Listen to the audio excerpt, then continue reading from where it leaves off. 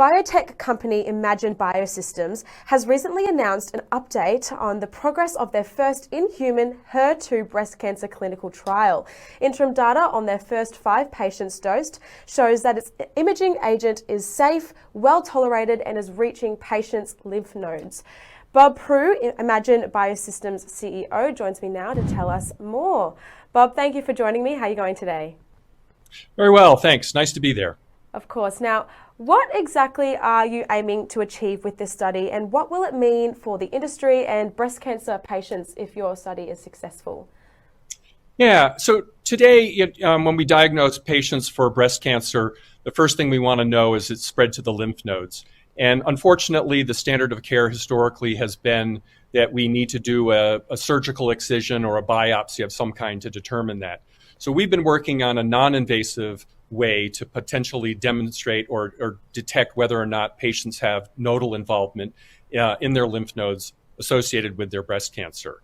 And so this phase 1 study that we're doing is intended to be that first proof of principle that our imaging agent could potentially be a non-invasive way to determine whether a woman has invasive breast cancer associated with the primary tumor. And so this phase 1 study, first goal is, of course, to demonstrate that, in fact, our imaging agent can be administered to the patients. It's safe, well tolerated, and then have enough data to support whether or not we think we should go forward with this in a larger round of pivotal studies to be proven for its use as a commercial imaging agent.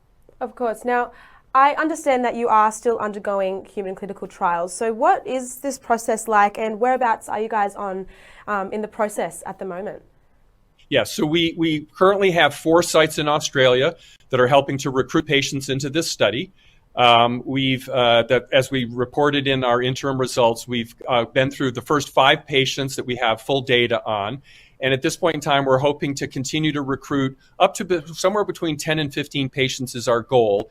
At that point in time, we think that we'll have enough data to indicate whether or not it merits continuing to proceed into larger studies that would then be used for regulatory submission, or whether we need to go back and do some additional work, if you will, to optimize. So we're hoping to continue this year, by the end of this year, be able to have gotten through around 10 to 15 patients and be in a position to know whether we can continue to move forward with this. Definitely. And how about the future? What does the future hold for not only the company, but the research that you're conducting? I mean, it's pretty groundbreaking, being a non-invasive procedure. Yes, so this study in particular is the first time, as far as we know, that a magnetic nanoparticle has been used with a targeting ligand of some kind to non-invasively target specific types of tumor cells for the purposes of being able to do diagnostic imaging.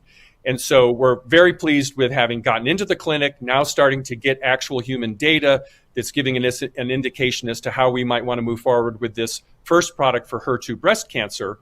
But behind that is the work that we're doing to now take that platform of magnetic particles and be able to put different targeting agents on, perhaps, for example, to target prostate cancer for men, ovarian cancer, and other types of solid tumors. And so what we're looking to try to do this year is, while we're gathering the remaining information from these patients we're studying in Australia, is to build that pipeline of other imaging agents where we could apply the same non-invasive approach to other forms of cancer. Absolutely. I mean, it's very interesting. But let's just talk about the development of this new technology. What exactly is going on behind the scenes? How is this all working, and how is it changing the game? So, one of the things that we've had up until now is imaging technologies in general. So we got 5 ways to image the body: MR, CT, PET, ultrasound, and X-ray. And they all do a very good job of being able to look at the anatomy and various, giving you very good resolution of various types of tissue. But historically, they've suffered from the idea that they can tell you that there's a suspicious area, but they can't tell you, for example, whether what they see is actually a form of cancer. We're all familiar with women having a mammogram. You see a spot, but is it a malignant form of cancer, or is it a fibrotic tumor of some kind?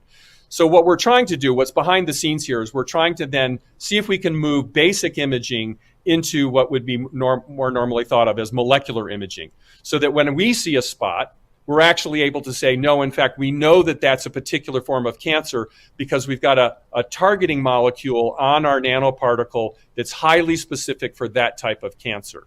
So we're trying to transform imaging from being not just really good pictures in images, but actually being able to be used as a diagnostic tool, because we can confirm that the presence of our imaging agent is there because of a particular form of cancer.